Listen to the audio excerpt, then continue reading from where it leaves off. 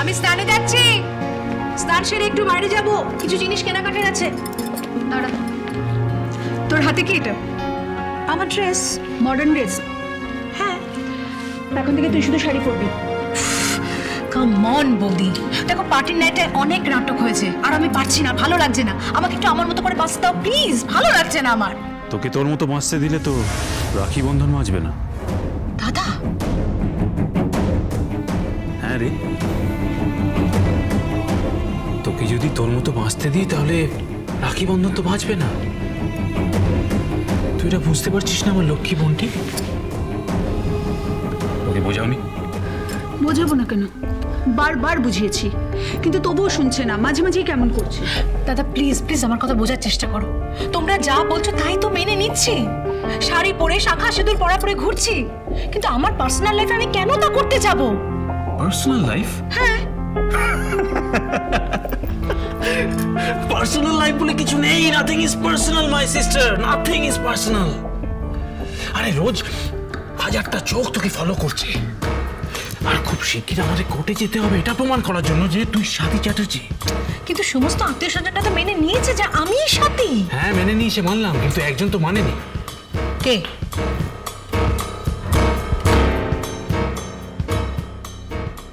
মলিনা চ্যাটার্জি। দাঁড়াও, কে? আমি দেখছি। আচ্ছা একটা কথা বল, তুই এত সব কথা জানলি কি করে? তার জন্য তুমি কি করবে? না তবু জানতে চাও?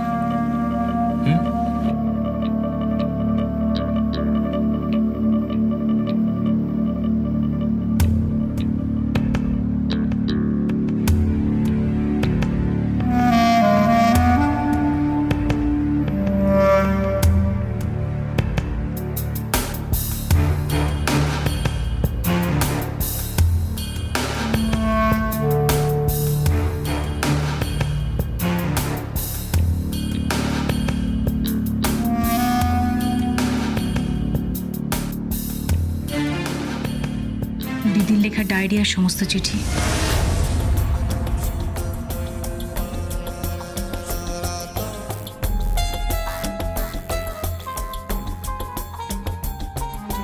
তুই এটা কোথায় পেলি?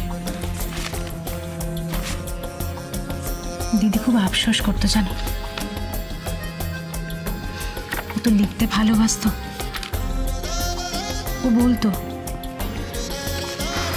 চিঠি লেখার চলটা একেবারে উঠে যাচ্ছে, এটা একটা প্রথা, একটা শিল্প, কিন্তু দিনে দিনে বিলুপ্ত হয়ে যাচ্ছে।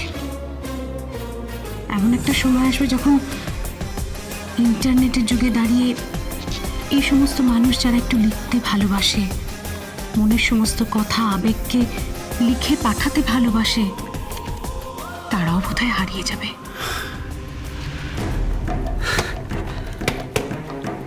ভাগ্যিস বোন সব লিখে গেছিল। আচ্ছা ও সব লিখতো? প্রত্যেকটা ঘটনা ও চিঠি লিখে জানাতো, আর প্রতিদিনের কথা ডায়েরিতে লিখতো। আর তুই এই ডায়েরিটা পেলি কোথায়? তুমি ভুলে গেছো দাদা, দিদি একবার আমাদের বাড়িতে এসেছিল। ও না সে সময় ডায়েরিটা ভুলে ফেলে গিয়েছিল। বাড়ি থেকে ডিরেক্ট ফ্লাইট, আর ফ্লাইট থেকে হিল স্টেশন, আর তারপরে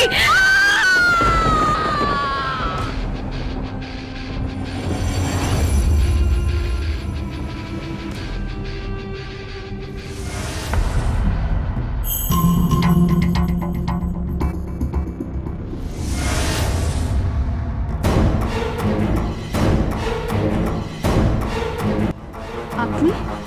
আসতে পারি? হ্যাঁ, আসুন প্লিজ। তারপর খবর কি? খবর মানে?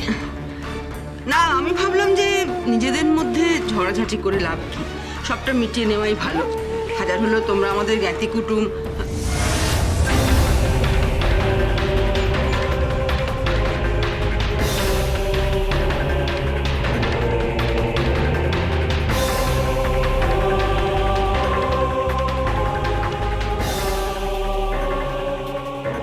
উমা, সাথী কেমন কেমন আছিস? ভালো আছি দিদি। ওমা, তোর হাতে এগুলো কি পোশাক রে? হ্যাঁ, দেখি দেখি দেখি একবার। এ বাবা, তুই তুই এসব পোশাক পরিস নাকি? হ্যাঁ, রাম রাম রাম রাম রাম রাম। অবশ্য তোর শাড়ি, শাঁখা, পলা, সিঁদুর সবই তো নকল, তাই না?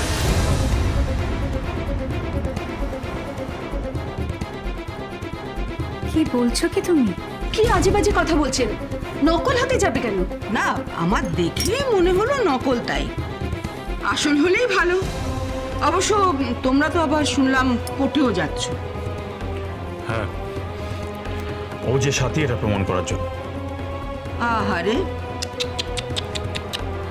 কত খাটুনি! একটা মানুষ জীবিত না মৃত সেটা প্রমাণ করার জন্য কোর্টে ছুটতে হচ্ছে, তাই না? এই, তুই চোখ গোল গোল করে কি দেখছিস? হ্যাঁ, চাটা খাওয়াবি না আমাকে? তুই একটু চা করে নিয়ে আয়। হ্যাঁ হ্যাঁ, আপনি বলেন না আপনি কিরকম চা খান। না না, সাথী তো জানে আমি কিরম চা খাই। ওই তো আমাকে সবসময় চা করে দিত, তাই না রে? যা, চাটা করে নিয়ে আয়। আমি আমি যাচ্ছি চা করতে। না না না না না না না, সাথী নিজেই যাবে আমার জন্য চা করতে। আর কেউ না জানুক, ও তো জানে আমি কি ধরনের চা খাই, তাই না?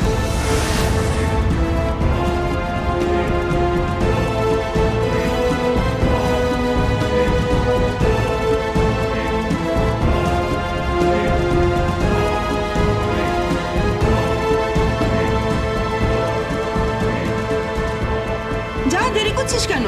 আপনি শুনুন, আরে ভাই, তোমরা দুজন আমাদের পাশে বসো তো, একটু গল্প গুজব করো দেখি আমাদের সঙ্গে। আমি মত না, মিষ্টিটা দে। হ্যাঁ, আমি নিয়ে যাচ্ছি। আরে না, তুমি কোথায় যাবে? তোমাকে আমি খুব ভালো করে চিনি। তুমি এই মিষ্টিটা নিয়ে ভেতরে গিয়ে ভাববে, জল্পনা কল্পনা করবে যে আমি কি ধরনের চা খাই, তাই না? আরে সাথী, যা। হ্যাঁ দিদি, যাচ্ছি।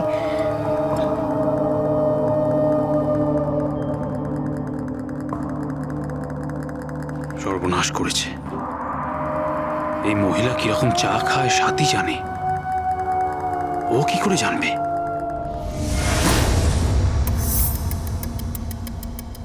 কি ভাই, ভাবনায় পড়ে গেলে নাকি? হ্যাঁ, আরে তুমি হলে সাথীর দাদা, হাজার হোক আমাদের কুটুম।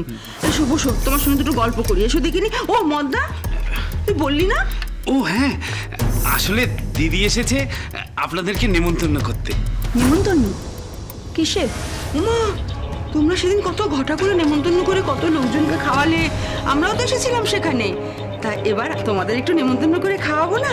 হাজার হোক ওটা সাথীর পুরনো বাড়ি, সাথীর শোবার ঘর, সাথীর বসার ঘর, ওর ঠাকুর ঘর সব একই রকম ভাবে পড়ে আছে। আর ওগুলো দেখলে ওর সব পুরনো কথা মনে পড়ে যাবে, তাই না? বহুত শিয়ানা, বুঝলে, বাড়িতে ডেকে যাচাই করতে চাইছে। কি হবে কি জানে। কই সাথী? কি গো, তোমাদের এরকম চোখ মুখ শুকিয়ে গেছে কেন গো? এত ভাবনা চিন্তা কেন করছো? আরে ও তো সাথী, প্রমাণ তো হয়ে গেছে, তাহলে অসুবিধা কোথায়? পিসিমা, পিসিমশাই, বদ্রিদা, লিলি বৌদি, সীমা সবাই তো বলেছে। এছাড়া আত্মীয় পরিজন, বন্ধু বান্ধব সবাই তো বলেছে ওই সাথী। তাহলে এত ভাবনা চিন্তা কিসের গো তোমাদের? হ্যাঁ, আমার মনে হয় প্রথম দিকে একটু সংশয় ছিল, সেটা আস্তে আস্তে কেটে গেছে। আসলে কি বলো তো, বয়স হচ্ছে তো, সন্দেহ তো একটু হবেই, বলো। কই রে সাথী, চাটা নিয়ে আয়।